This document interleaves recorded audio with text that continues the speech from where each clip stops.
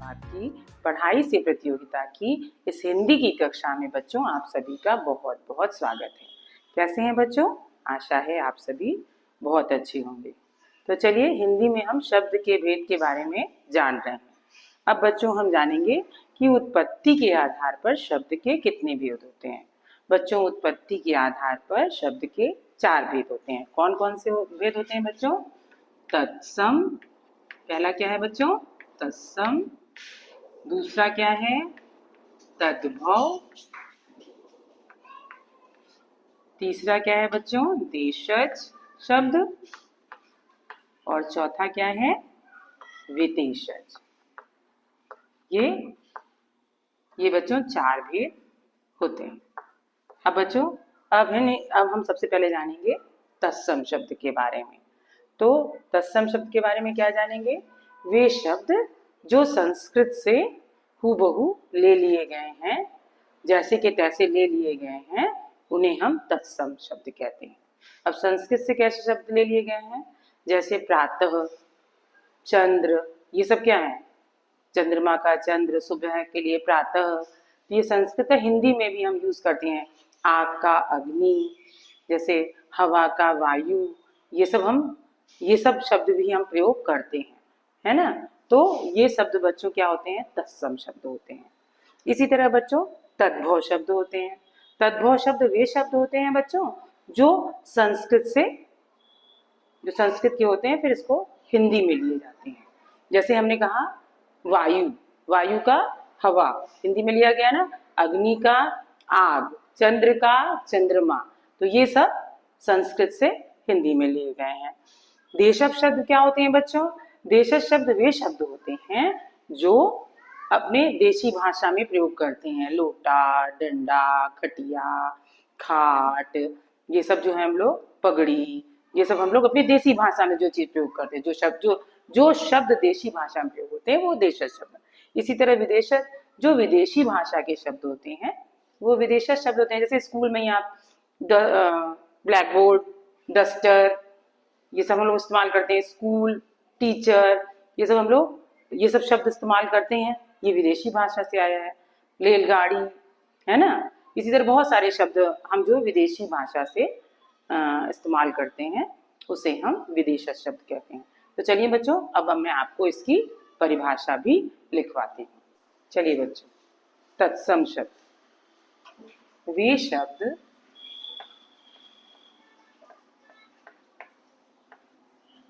जो संस्कृत भाषा से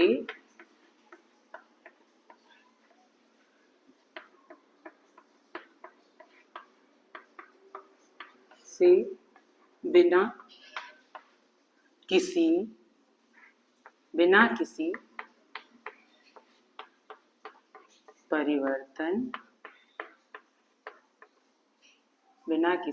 परिवर्तन के आए हैं, वे तत्सम शब्द कहलाते हैं। ठीक है बच्चों ना, मैंने आपको पहले भी ये बात बताई। जैसे अग्नि, वायु, प्रातः,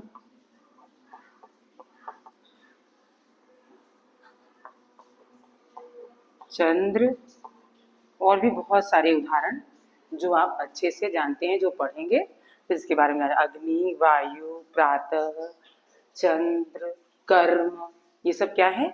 संस्कृत से आए हैं। वे शब्द बच्चों तत्सम शब्द कहलाते हैं।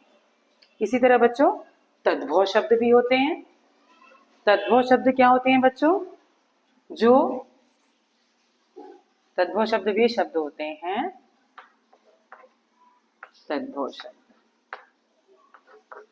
ठीक है बच्चों, तद्भव शब्द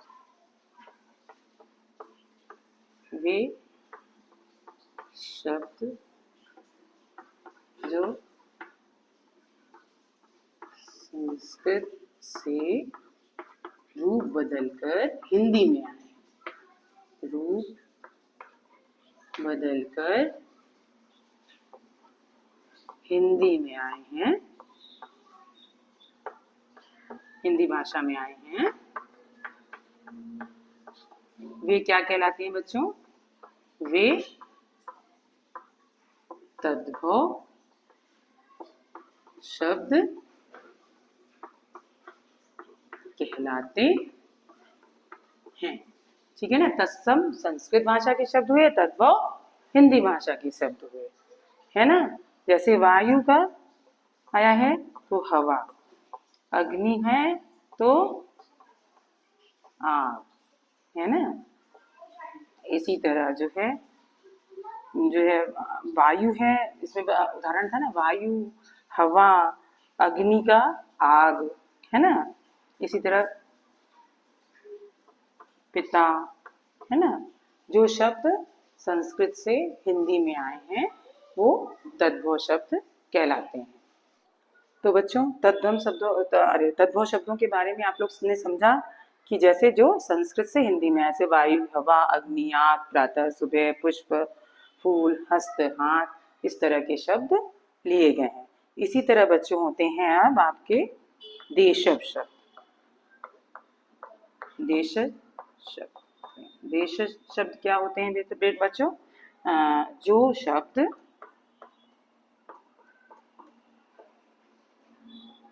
स्थानीय बोली, हमारी जो बोलचाल की भाषा है, स्थान की जो स्थानों की बोली होती है उसे स्थानीय बोली कहते हैं।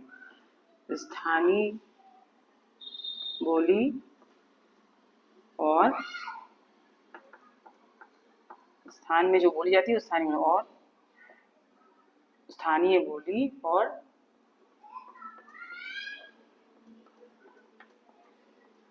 बोलचाल में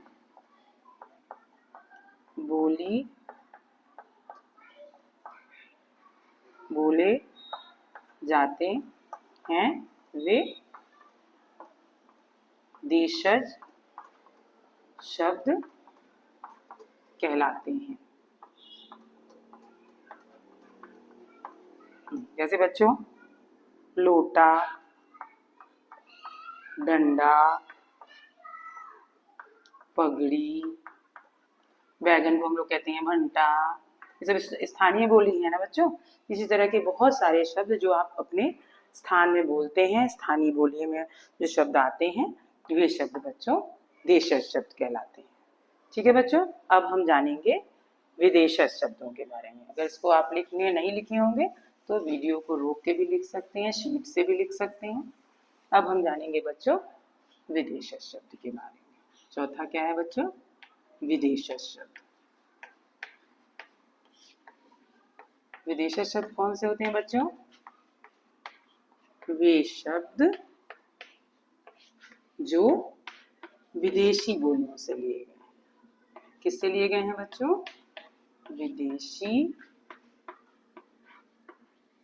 बोलियों से लिए गए हैं। वे शब्द क्या कहलाते हैं? वे विदेशज शब्द कहलाते हैं। कौन से शब्द कहलाते हैं बच्चों? विदेशज शब्द कहलाते हैं। ठीक है ना बच्चों। जैसे डॉक्टर, अलमारी, है ना बच्चों,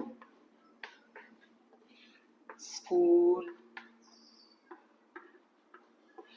टीचर, ऐसे बहुत सारे शब्द आप भी बोलचाल में बोलते हैं। जैसे मैंने कहा था ब्लैक बोर्ड बोलते हैं श्यामपट्ट को, डस्टर मिटाने वाले को, है ना। तो ऐसे ही जो हम यूज करते हैं ऐसे शब्द वो विदेशज शब्दों में आते हैं।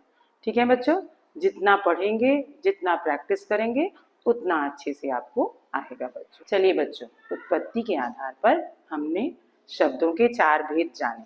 अब उसी के हम बहुविकल्पीय प्रश्न लेते हैं। तो चलिए शुरू करते हैं। उत्पत्ति के आधार पर शब्द के कितने भेद होते हैं? ये तो सभी को पता होगा। क 2, ख 3, ग 4, घ 5। तो उत्पत्ति के आधार पर हमने शब्दों के कितने भेद पढ़े हैं बच्चों? 4 भेद पढ़े हैं। तो ग ऑप्शन एकदम सही है। कौन कौन से पढ़े हैं? तत्सम, तद्भव, देशज, विदेशज ना बच्चों, याद है ना आप सभी को? तो चलिए, अब अग्नि किस प्रकार का शब्द है? बच्चों हमने क्या पढ़ा था? तत्सम में क्या पढ़ा था? जो शब्द संस्कृत से हूबहू ले लिए गए हैं वे तत्सम शब्द हैं। जो संस्कृत से हिंदी में आए हैं वो तद्भव शब्द हैं। तो बच्चों अग्नि किस प्रकार का शब्द है? तो चलिए ऑप्शन देखते हैं। तद्भव, तत्सम, ग देशज, घ विदेशज। तो बच्चों अग्नि किस प्रकार का शब्द है? अग्नि शब्द है बच्चों तत्सम का। संस्कृत में ज्यों करत्यों जो ले लिए गए हैं वे तत्सम शब्द कहलाते हैं। बिल्कुल सही आप सोच रहे हैं। तीसरा प्रश्न, आग किस प्रकार का शब्द है? आग, अभी हमने क्या पूछा? क्या अग्नि किस प्रकार का शब्द है? अग्नि संस्कृत का है और आग हिंदी से आया है। तो ऑप्शन देखते हैं। पहला क तत्सम, ख तद्भव, ग देशज और घ विदेशज। तो जो संस्कृत से वो किसमें आ गए हैं? हिंदी में प्रयोग किए जाते हैं। तो हिंदी में किस में प्रयोग किए जाते हैं? तत्सम में कि तद्भव में बच्चों बताइए? तद्भव में, बिल्कुल सही। फिर आपका चौथा प्रश्न है बच्चों, निम्नलिखित में कौन सा विदेशज शब्द है? कौन सा शब्द विदेशज मतलब विदेशी भाषा से लिया गया है? विदेशज की परिभाषा भी आप लोग जानते हैं, जो शब्द विदेशी भाषा से लिए गए हैं। तो चलिए देखते हैं। क पुष्प, ख गांव, ग स्कूल और घ लोटा। पुष्प नहीं, ये तो हमारी भाषा का है। गांव ये भी हमारी भाषा का है। स्कूल और लोटा भी हमारी भाषा का है। तो बचा क्या? स्कूल। तो स्कूल जो है अंग्रेजी भाषा का शब्द है और ये विदेशज में आएगा। ठीक है ना बच्चों? अब हम पांचवा लेते हैं। लोटा किस प्रकार का शब्द माना जाता है? तत्सम, तद्भव, देशज, विदेशज। तो देशज शब्द क्या होते थे बच्चों? लोटा किस प्रकार का शब्द है? जो हमारे देशी भाषा में प्रयोग किया जाता है। तो लोटा देसी भाषा में प्रयोग किया जाता है ना, आप सब जानते हैं कि लोटा देसी भाषा में प्रयोग किया जाता है। तो देशज शब्द, ग ऑप्शन एकदम सही होगा। ठीक है ना बच्चों? चलिए बच्चों, अब हम और आप मिलकर इस अपठित गद्यांश को पढ़ते हैं। इसको पढ़ने के बाद बच्चों आपको बहुविकल्पीय प्रश्न दिए जाएंगे जिसमें आपको सही सही उत्तर में निशान लगाने हैं। तो चलिए शुरू करते हैं। वृक्ष प्रकृति का अनमोल उपहार है।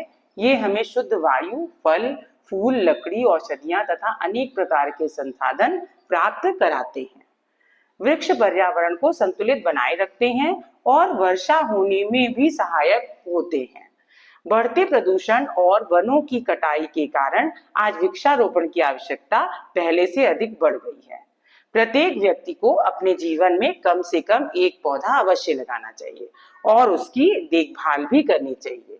विद्यालयों, घरों और सार्वजनिक स्थानों पर भी नियमित रूप से वृक्षारोपण अभियान चलाए जाने चाहिए। यदि हम अधिक से अधिक पेड़ लगाएंगे तो हमारा पर्यावरण स्वच्छ, हरा भरा तथा स्वस्थ बनेगा। वृक्षों की रक्षा करना हमारा नैतिक और सामाजिक दायित्व है। ठीक है बच्चों? ये बच्चों अब हम लोग बहुविकल्पीय प्रश्नों को देखेंगे। तो चलिए शुरू करते हैं। वृक्ष हमें क्या प्रदान करते हैं? पहला ऑप्शन है केवल फल, दूसरा ऑप्शन है केवल लकड़ी, तीसरा ऑप्शन है शुद्ध वायु, फल, फूल और औषधियां और चौथा ऑप्शन है केवल छाया। तो केवल फल नहीं, केवल लकड़ी नहीं, शुद्ध वायु, फल, फूल और औषधियां। तो हमें पता भी है कि वृक्ष हमें शुद्ध वायु, फल, फूल और औषधियां प्रदान करते हैं। और चौथा ऑप्शन है केवल छाया। तो तीसरा ऑप्शन का एकदम सही है बच्चों। दूसरा प्रश्न पढ़ते हैं। आज वृक्षारोपण की आवश्यकता क्यों बढ़ गई है? पहला ऑप्शन है बच्चों खेल के लिए, दूसरा ऑप्शन है प्रदूषण और वनों की कटाई के कारण, तीसरा है सड़क बनाने के लिए, चौथा है भवन बनाने के लिए। तो वृक्षारोपण की आवश्यकता क्यों बढ़ गई है बच्चों? खेल के लिए नहीं, सड़क बनाने के लिए नहीं, भवन बनाने के लिए नहीं, प्रदूषण और वनों की कटाई के कारण हमें वृक्ष लगाने की आवश्यकता बढ़ गई है, क्योंकि जब वृक्ष कटते जाएंगे तो हम सब भी असुरक्षित होते जाएंगे। चलिए अब तीसरा प्रश्न है, प्रत्येक व्यक्ति को क्या करना चाहिए? पेड़ काटना चाहिए, केवल फूल लगाना चाहिए, कम से कम एक पौधा लगाकर देखभाल करनी चाहिए, केवल बगीचे में घूमना चाहिए? तो इतनी पेड़ों की कटाई हो रही है तो हमें क्या करना चाहिए? हमें एक पेड़ लगाकर उसकी देखभाल करनी चाहिए। ठीक है बच्चों, ये हमने पढ़ा भी था और हम सारे बच्चे ये सब जानते भी हैं। तो ऑप्शन गा बच्चों एकदम सही है। चौथा प्रश्न देखते हैं बच्चों, वृक्ष पर्यावरण को कैसा बनाते हैं? पहला ऑप्शन है प्रदूषित, दूसरा है स्वच्छ हरा भरा और स्वस्थ, तीसरा है शुष्क और घ है धूल युक्त। चौथा, अब वृक्ष पर्यावरण को कैसा बनाते हैं? प्रदूषित, प्रदूषित तो नहीं बनाते हैं बच्चों, गलत। स्वच्छ हरा भरा और स्वस्थ, ये आप बताइए। शुष्क, शुष्क भी नहीं बताते हैं बनाते हैं। धूल युक्त भी नहीं बनाते हैं। तो बिल्कुल आप सही सोच रहे हैं, स्वच्छ हरा भरा और स्वस्थ जो है वृक्ष जो है पर्यावरण को बनाते हैं। वृक्ष ना रहे तो हमें सांस लेने में भी दिक्कत हो, जीवन ही नहीं है बच्चों वृक्ष के बिना। चलिए पांचवा प्रश्न लेते हैं बच्चों, वृक्षों की रक्षा करना हमारा क्या है? मनोरंजन पहला ऑप्शन, दूसरा शौक, तीसरा सामाजिक और नैतिक दायित्व और चौथा है समय की बर्बादी। बिल्कुल मनोरंजन भी नहीं है, शौक भी नहीं है, समय की बर्बादी भी नहीं है, हमारा सामाजिक और नैतिक दायित्व है बच्चों। तो घ ऑप्शन एकदम सही होगा। ठीक है ना बच्चों।